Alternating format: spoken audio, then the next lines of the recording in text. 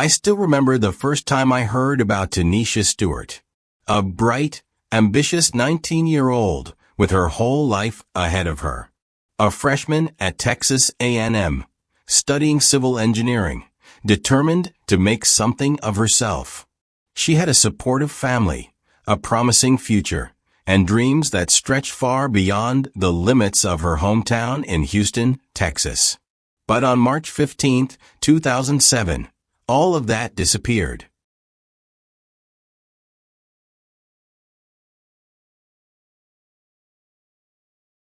At first, no one knew where she was. A missing persons report was filed. Calls went unanswered. Her family and friends searched desperately for any trace of her. A young woman vanishing without a trace isn't something you ignore. And yet, as the days passed, the truth about what had happened to Tynesha Stewart wasn't just shocking. It was unimaginable. What started as a breakup between two people took a turn that no one saw coming. A relationship that had ended should have just been that, an ending. But for Tynesha, it wasn't the conclusion of a chapter. It was the start of a nightmare. There were warning signs, moments that might have foreshadowed what was to come. But how often do we recognize those signs when we're in the middle of a story we believe we have control over? As I tell you this story, I want you to listen closely. I want you to think about the people in your own life, the relationships, the friendships, the connections that seem fine on the surface. Because sometimes, the most dangerous situations don't begin with a loud bang. Sometimes, they creep in quietly, disguised as love, regret, or desperation. Tynesha Stewart didn't know what awaited her when she agreed to meet her ex-boyfriend that day. She had no idea that she would never walk out of that apartment alive. And the way her life was taken, the way her body was disposed of, even the most hardened investigators struggle to comprehend it. But this isn't just a story about a murder. It's about control, obsession, and what happens when someone refuses to accept that a relationship is over. Before we begin, I want to hear from you. Have you or someone you know ever experienced a situation where a breakup turned dangerous? Do you believe there are always warning signs? Or are some tragedies impossible to predict? Let me know in the comments. Because the case of Tynesha Stewart isn't just about what happened to one young woman. It's about how easily something like this can happen again. Tynesha Stewart was born in 1987. From a young age, she had big dreams. She was the kind of person who set goals and worked hard to reach them. Her family meant everything to her, and they were proud of the path she was on. She wasn't just another teenager trying to figure life out. She had a plan. She grew up in Houston, Texas, surrounded by people who loved and supported her. She had strong role models in her life, including her uncles, Aaron Glenn and Jason Glenn, both former NFL players. Success ran in her family, and Tynesha was determined to build a future that made her just as proud as they were. Education was always important to her. She had a natural gift for numbers, problem solving, and hard work. That's why she chose to study civil engineering at Texas A&M University, one of the most respected schools in the country. It wasn't an easy field, but Tynesha wasn't looking for easy. She wanted to make a difference. Her first year at Texas A&M was going well. She was making new friends, keeping up with her studies, and adjusting to college life. She had a bright future ahead of her. If things had gone differently, she could have gone on to design bridges, roads, or entire city structures. She could have been one of the many engineers shaping the world around us. But life doesn't always go as planned. Tynesha had recently gone through a breakup with her boyfriend, 27-year-old Timothy Wayne Shepard. It was supposed to be a fresh start, a new beginning. She was moving forward, focusing on her education, her family, and herself. Then spring break came. Like many college students, Tynesha decided to go home for a short visit. It was supposed to be a simple trip, a chance to spend time with family, catch up with old friends, and take a break from school. But she never made it back to Texas A&M. March 15, 2007, was the last time anyone saw Tynesha Stewart alive. Tynesha Stewart and Timothy Wayne Shepherd had been together for a while. At 27 years old, Timothy was much older than her. When they first got together, people might have wondered what a grown man saw in a teenage girl. But for Tynesha, it probably didn't seem unusual. Maybe she saw him as someone mature, someone who had life figured out. In the beginning, things may have seemed good. Relationships usually do. But over time, something changed. People close to Tynesha noticed that things weren't the same. There were signs, small ones at first. Maybe it was the way Timothy wanted to know where she was all the time. Maybe it was the way he acted when she talked to other people. Maybe it was the way he got upset over things that didn't make sense. As time went on, the signs became harder to ignore. Arguments happened more often. The control became stronger. By the time Tynesha realized the relationship wasn't healthy, she was already in too deep. At some point, she made a decision. She ended things. She was 19 with her whole life ahead of her, and she wasn't going to let anything hold her back. But for Timothy, it wasn't over. Breakups happen every day. People move on, find new relationships, and build new lives. But some people can't accept that. To them, breaking up isn't just the end of a relationship, it's a loss of control. And Timothy was losing control. When he found out that Tynesha had started seeing someone else, he didn't let it go. He didn't move on. Instead, his anger grew. It wasn't just jealousy, it was something deeper. A need to have power over her. A refusal to accept that she had the right to walk away. This is where the warning signs become clear. This is where things become dangerous. When someone refuses to accept a breakup, when they try to control who you talk to, where you go, or what you do, that's not love. That's not heartbreak. That's obsession. And obsession can be deadly. Tynesha didn't know what was coming. She didn't know that going to see Timothy that day would be the last decision she ever made. But Timothy knew exactly what he was about to do. March 15, 2007. It was just another day in Houston, Texas. People went to work. Students enjoyed their spring break. Life moved as usual. But for Tynesha Stewart, this day would be her last. That morning, no one suspected that anything was wrong. Tynesha was home for break, spending time with family. She had plans, goals, a future waiting for her. But that afternoon, she made one fatal decision. She agreed to meet Timothy Wayne Shepherd. No one knows exactly what she was thinking when she went to his apartment at 17710 Red Oak Drive 224 in Northwest Harris County. Maybe she thought they could talk things out. Maybe she wanted closure. Maybe she didn't think he would hurt her. But once she stepped inside, she was trapped. The apartment was small, just another ordinary place in the city. But behind closed doors, something terrible was about to happen. At some point, the conversation turned into an argument. Timothy was still angry. Angry that she had moved on. Angry that she had found someone new. In his mind, she wasn't supposed to do that. She was supposed to stay. No one knows exactly what was said, but at some point, the rage took over. Timothy put his hands around Tynesha's neck and squeezed. Strangulation isn't quick. It's not like in the movies, where someone falls unconscious in seconds. It takes minutes. Minutes where the victim is fighting, gasping for air, struggling to survive. By the time Timothy let go, Tynesha Stewart was gone. But Timothy didn't panic. He didn't call the police. He didn't even try to hide what he had done. Instead, he made a plan. He knew he couldn't keep the body in his apartment forever. He had to get rid of it. And what he did next is something that still horrifies investigators to this day. First, he got a jigsaw. He took her body into the bathroom and began to dismember it piece by piece. Then, he took out 2 barbecue grills. For the next 2 to 3 days, he burned her remains right there on his apartment balcony. The smoke was thick. The smell was terrible. Neighbors noticed. People saw the black smoke rising. They asked questions.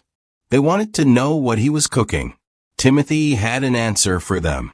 "It's the spices," he said. 4 days, he kept the fire going. 4 days, he destroyed every last trace of her. At some point, he dumped whatever was left into a dumpster. By the time Tynesha was reported missing on March 19, 2007, her body was already gone. Completely erased. March 19, 2007. 4 days after Tynesha Stewart was last seen alive. Her family knew something was wrong. She hadn't called. She hadn't gone back to Texas A&M. She had vanished. They reported her missing. The police started asking questions. At first, they treated it like any other missing person case. A young woman disappears. Maybe she ran off. Maybe she needed space. But Tynesha wasn't the type to just disappear. Investigators started tracing her last known movements. They talked to friends, family, anyone who might have seen her. And one name kept coming up: Timothy Wayne Shepard. When police questioned Timothy, he denied knowing where Tynesha was. He acted normal, calm. But something felt off. Then, neighbors came forward. They had seen black smoke coming from his balcony. They had smelled something terrible. When they asked Timothy what he was cooking, he had laughed it off. "It's the spices," he said. But the truth was far worse. Authorities started pressing him harder. Then came the turning point. A well-known community activist, Quan Alex, stepped in. He had experience dealing with difficult cases, and he knew how to get people to talk. Quan Alex met with Timothy privately. And something broke. Timothy confessed. He told Quan Alex everything. How he killed Tynesha. How he burned her body on 2 barbecue grills.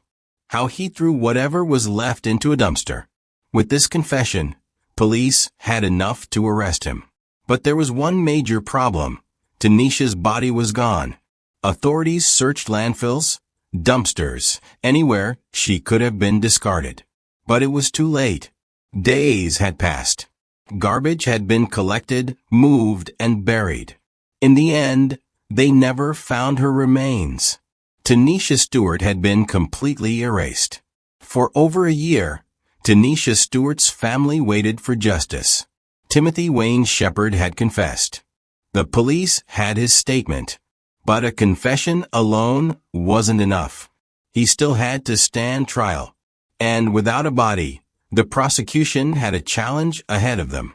The trial process officially began on September 29, 2008, when jury selection started. Prosecutors knew this wouldn't be a simple case.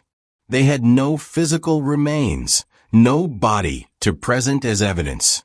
All they had was Timothy's confession and the disturbing details of how he disposed of Tynesha's remains. The defense, on the other hand, would try to cast doubt. Without a body, they could argue that there wasn't enough proof. Finding the right jurors was critical. They needed people who could handle the gruesome details of the case. People who wouldn't question the verdict just because Tynesha's remains were never recovered.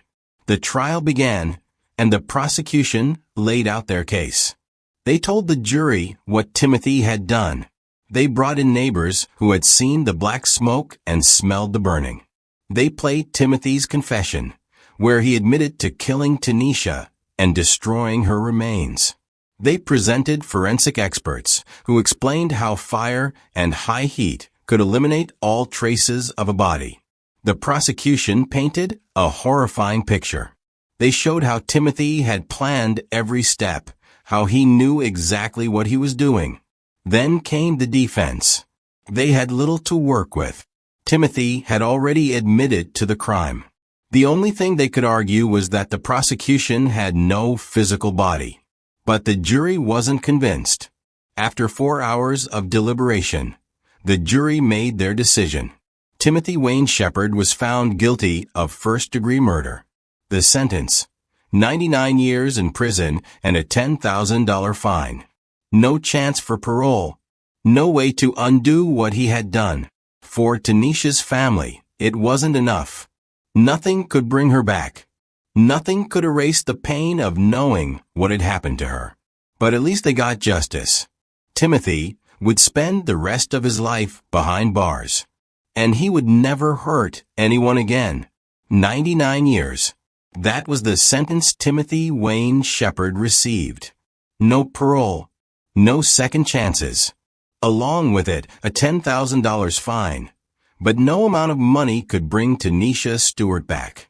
For Tynesha's family, there was no relief, only loss. They would never see her graduate. Never watch her build the life she had dreamed of. Never hear her laugh again. The verdict brought justice, but it didn't bring peace. In the community, people were shaken. A young woman, full of potential, had been taken in the most horrific way. And no one had seen it coming. The case became more than just a murder trial. It became a wake-up call. Tynesha's story was a reminder of the dangers of domestic violence. A reminder that abuse doesn't always start with violence. It starts with control, with jealousy, with small signs that seem easy to ignore until it's too late. Her case sparked conversations. People started asking questions. How many others were suffering in silence? How many others were trapped in dangerous relationships? Tynesha Stewart should have had a long life ahead of her. Instead, her name became a warning that no one should ever take lightly. As of today, Timothy Wayne Shepard remains incarcerated, serving his 99-year sentence for the murder of Tynesha Stewart.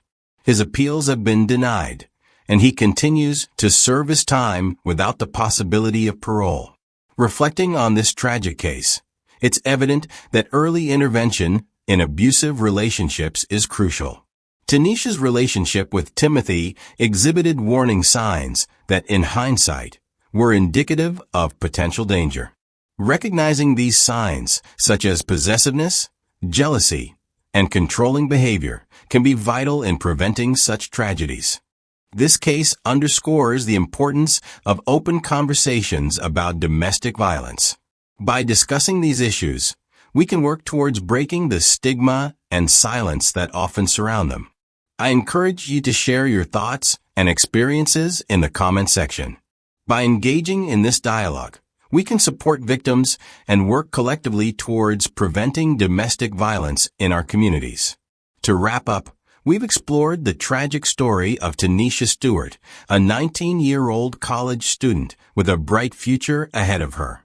Her life was taken in a brutal act of domestic violence at the hands of her ex-boyfriend, Timothy Wayne Shepard. We've seen how the relationship between Tynesha and Timothy turned dangerous, with signs of control and jealousy leading to her tragic end.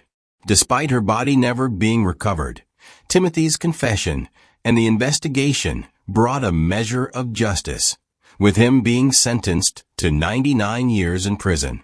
Tynesha's case serves as a stark reminder of the dangers of domestic violence.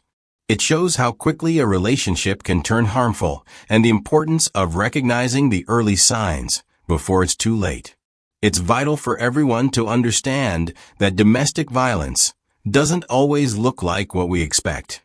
It can begin with small, unnoticed behaviors that escalate. We must all be vigilant and supportive, speaking up when we see someone in danger. I encourage you to share your thoughts, experiences, and any additional information you might have about the case in the comment section. Let's keep this conversation going and continue working to prevent tragedies like this one. If you found this story important and want to stay informed about crucial social issues like domestic violence, make sure to like, share, and subscribe to this channel. By subscribing, you'll get more videos on cases that raise awareness, shed light on important topics, and keep you informed. Your support helps us reach more people and continue these important discussions. Let's work together to create a safer, more informed community. Thank you for watching. And don't forget to click the bell icon to stay updated on our latest videos.